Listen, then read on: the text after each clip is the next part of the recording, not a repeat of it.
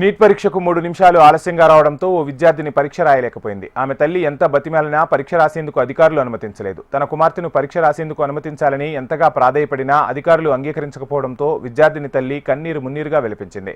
కరీంనగర్లోని మహిళల degree PG కళాశాలలో నీట్ పరీక్ష రాసేందుకు వేములవాడ నుంచి తన తల్లితో విద్యార్థిని బయలుదేరింది. 3 నిమిషాలు ఆలస్యంగా పరీక్షా కేంద్రానికి చేరుకుంది. విషయాన్ని అక్కడి అధికారులకు చెప్పి బతిమాలినా వారు కనికరించలేదు. కూలీ పని చేసి తన పుస్తెల తాడు పెట్టి లోన్ తీసుకుని తన కుమార్తెను లాంగ్ టర్మ్ కోచింగ్ కు పంపించారని, ఒక మంచి హోదాలో చూస్తానని కలలు కన్నానని, కానీ దురదృష్టవశాత్తు ఆ ఆశలన్నీ అడియాసలయ్యాయని ఆ తల్లి విలపించిన తీరు అందరినీ కలిచివేసింది.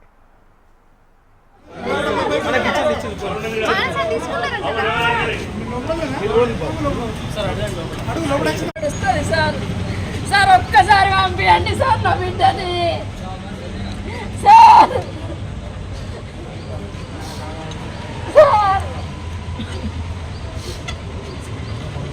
సార్ ఒక్క 3 మినిట్స్ సార్ నా బిడ్డ లేడు sir. Sir Saket Saket Saket paper కే సార్ పేపర్ కే సార్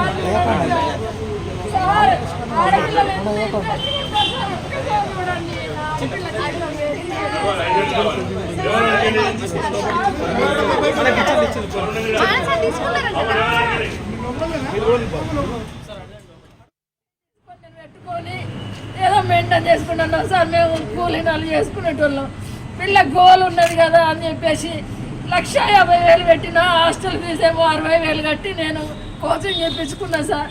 ఒక్క 3 మినిట్స్కి ఎక్స్క్యూజ్ చేస్తలేరు సార్. మా బాధ అర్థం చేసుకునేటోళ్ళు లేరా సార్? నా ఒక్క పాపే ఉన్నది సార్. ఈ గేట్ మొత్తంలో నా ఒక్క పాపే ఉన్నది సార్. ఎవరు లేరు.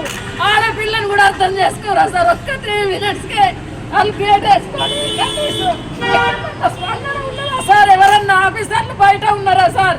ఒక్కసారి చూడండి, ఒక్కసారి చూడండి సార్. ఎగ్జామ్ టైం వచ్చేసి 2 గంటలు, ఎగ్జామ్ టైం 2 గంటలు. సరే ఓకే, గేట్ మూసే టైం ఏ టైం సార్? నాకు ఒక్క 3 మినిట్స్ లేట్ వచ్చింది నా పాప. ఎక్స్క్యూజ్ చేస్తాను సార్. నాకు ఇప్పుడు 1,50,000